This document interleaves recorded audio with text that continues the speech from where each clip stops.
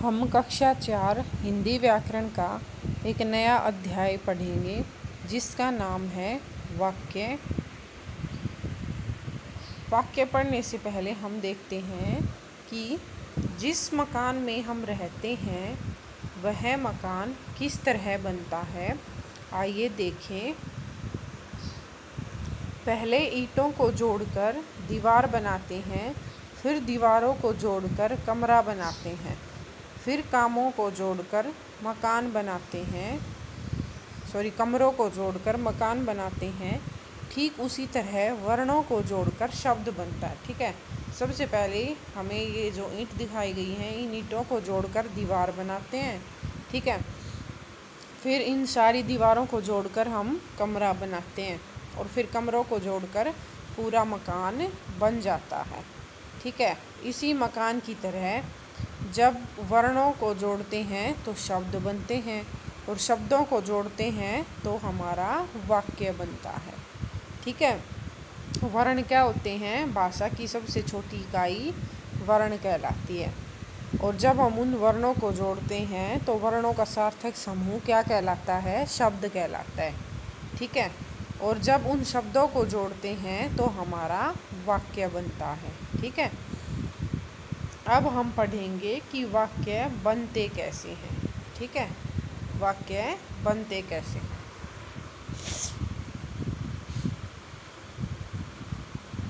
इस चित्र में बच्चे ने वर्णों को मिलाकर शब्द बनाया और शब्दों को मिलाकर एक वाक्य बनाया। यह मेरा घर है। ऐसे शब्दों के सार्थक समूह को ही वाक्य कहते हैं। ठीक है, यहाँ पर ये अलग अलग वर्ण यहाँ पर रखे हुए हैं। इन वर्णों को इसने मिलाया। ठीक है, जैसे इन वर्णों को मिलाकर क्या बनाया? यह एक शब्द बन गया और फिर इन शब्दों को मिलाकर एक पूरा वाक्य बना दिया। यह मेरा घर है। ठीक है, तो शब्दों के सार्थक समूह को क्या कहते हैं? वाक्य कहते हैं। आगे हैं, ध्यान दीजिए। जा रहे हैं स्कूल बच्चे। जा रहे हैं स्कूल बच्चे। इस वाक्य में शब्द सही हैं, लेकिन शब्दों का क्रम सही नहीं है। ठीक है, कि इस वाक्य में जो शब्द हैं, जा रहे हैं स्कूल और बच्चे, ये सारे शब्द तो ठीक हैं लेकिन इनको क्रम से नहीं लगाया गया है। ठीक है, इस कारण यह वाक्य पूरी तरह से अर्थ को स्पष्ट नहीं कर पा रहा है। ठीक है, इसलिए यह वाक्य गलत है। ठीक है, अब इस वाक्य को दोबारा देखते हैं। बच्चे स्कूल जा रहे हैं। बच्चे स्कूल जा रहे हैं। अब यह वाक्य बिल्कुल सही है।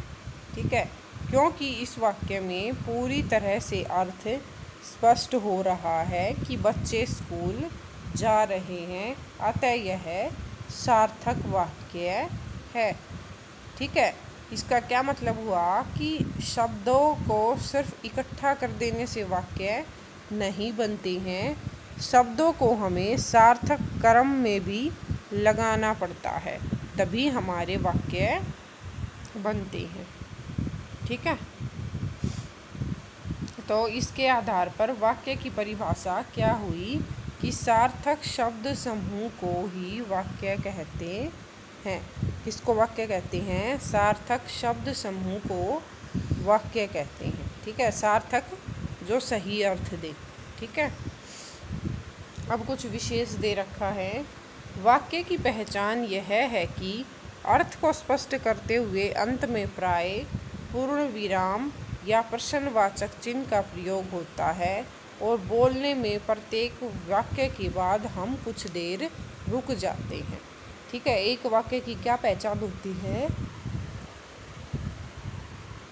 कि उस अर्थ को स्पष्ट करते हुए अंत में हम क्या लगाते हैं? वाक्य के पूर्ण विराम या प्रश्नवाचक चिन्ह लगाते हैं। ठीक है, और इन विराम चिन्हों का मतलब भी क्या होता है? थोड़ी देर विराम लेना। विराम यानी रुकना। ठीक है, तो और जब हम बोलते हैं तो प्रत्येक वाक्य के बाद कुछ देर रुक जाते हैं ताकि सुनने वाला उस अर्थ को अच्छी तरह से समझ पाए। ठीक है।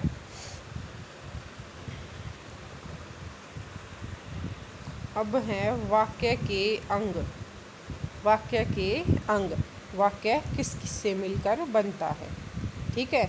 जैसे हमारा शरीर अनेक बॉडी पार्ट्स से मिलकर बनता है, उसी प्रकार वाक्य के भी दो अंग होते हैं जिनसे मिलकर वाक्य बनता है। ठीक है। तो पहला अंग क्या है? उद्देश्य। और दूसरा अंग क्या है? विधेय।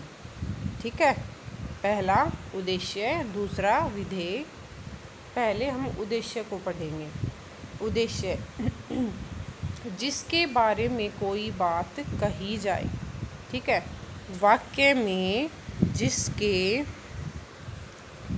बारे में कोई बात कही जाए उसे उद्देश्य कहते हैं। जैसे हाथी गन्ना खा रहा है। इस वाक्य में हाथी क्या है? उद्देश्य। ठीक है। हाथी गन्ना खा रहा है, तो इस वाक्य में किसके बारे में बताया गया है? हाथी के बारे में बताया गया है, तो हाथी इसमें क्या है? उद्देश्य है। ठीक है।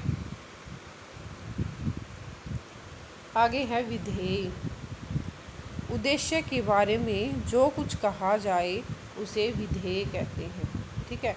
उद्देश्य के बारे में जो कुछ कहा जाए उसे विधेय कहते हैं। जैसे हाथी गन्ना खा रहा है, तो हाथी इसमें क्या था? उद्देश्य था ना हाथी के बारे में।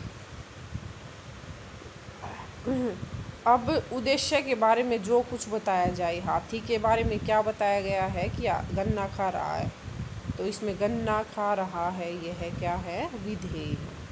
ठीक है। वाक्य में जिसके बारे में बात की जाए वो तो उद्देश्य, और उसके बारे में जो बात की जाती है वो हमारा विधेय होता है। ठीक है। तो हाथी इसमें क्या है? उद्देश्य, और गन्ना खा रहा है ये क्या है? विधेय। ठीक है। और हाथी उद्देश्य। हम प्रत्येक वाक्य में दो बातें देखते हैं। हम सबसे पहले वाक्य में किसी आदमी या चीज़ के बारे में बात करते हैं, फिर उस आदमी या चीज़ के काम के बारे में बात करते हैं। ठीक है। वाक्य में पहले तो हम उस आदमी के बारे में बात करते हैं और बाद में उस आदमी या चीज़ के काम के बारे में बात करते हैं कि वह क्या कर रहा है। ठीक है। जैसे माँ पढ़ा रही है, ये वाक्य है एक। तो सबसे पहले हमने किसके बारे में बात की? माँ के बारे में। तो माँ एक मनुष्य है, और उसके बाद किसके बारे में बात की कि माँ क्या काम कर रही है? तो क्या काम कर रही है? पढ़ा रही है। ठीक है। इसलिए माँ इसमें क्या है? उद्देश्य। और माँ के बारे में कहा गया है कि पढ़ा रही है, तो पढ़ा रही है क्या है? विधेय। ठीक है। उद्देश्य, विधेय। एक और उदाहरण देखते हैं। पिताजी कंप्यूटर पर काम कर रहे हैं। तो सबसे पहले किसके बारे में बात की गई है? पिताजी के बारे में। तो पिताजी यहाँ पर उद्देश्य है, और पिताजी के बारे में क्या कहा गया है कि कंप्यूटर पर काम कर रहे हैं, तो यह क्या है? विधेय है। ठीक है। आगे हैं, यहाँ कुछ वाक्य दिए गए हैं, इन्हें पढ़िए। भारती सुंदर चित्र बनाती है। सहवाग ने श्रीलंका की टीम की छुट्टी कर दी। माताजी टीवी देख रही हैं। हिरन बहुत तेज़ दौड़ रहा है। ठीक है।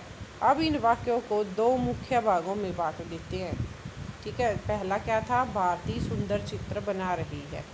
किसके बारे में बात की जा रही है? यहाँ भारती के बारे में, इसलिए भारती यहाँ पर उद्देश्य है। और भारती के बारे में क्या बात की जा रही है? क्या बताया गया है उसके बारे में? कि सुंदर चित्र बनाती है। तो सुंदर चित्र बनाती है क्या है? विधेय। ठीक है। अगला वाक्य क्या था? सहवाग ने श्रीलंका की टीम की छुट्टी कर दी। तो यहाँ किसके बारे में बताया गया है? सहवाग के बारे में। तो सहवाग ने यहाँ पर क्या है? उद्देश्य है।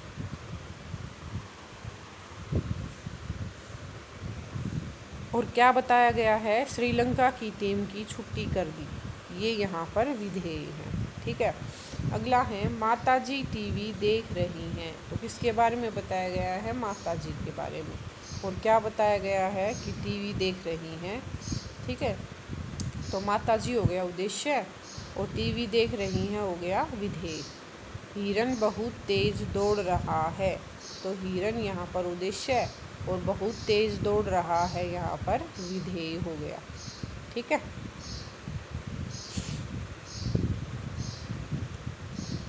आगे हैं वर्ण हमारे शब्द बनाते, भाषा में वह आते का।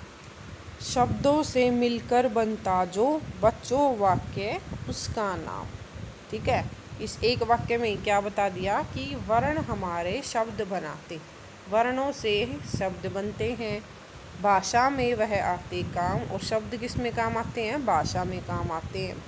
शब्दों से मिलकर बनता जो, और जो शब्दों से मिलकर बनता है वो क्या कहलाता है? वाक्य कहलाता है। ठीक है, आगे है आओ पाठ दोहराएं। एक बार हम इम्पोर्टेंट देख लेते हैं जो हमने पढ़ा है। शब्दों का वह समूह जो सार्थक हो वाक्य कहलाता है। वाक्य के दो मुख्य भाग होते हैं, उद्देश्य और विधेय। ठीक है, जिसके बारे में बात की जाए वह उद्देश्य, उद्देश्य के बारे में जो कुछ कहा जाए वह विधेय है। ठीक है।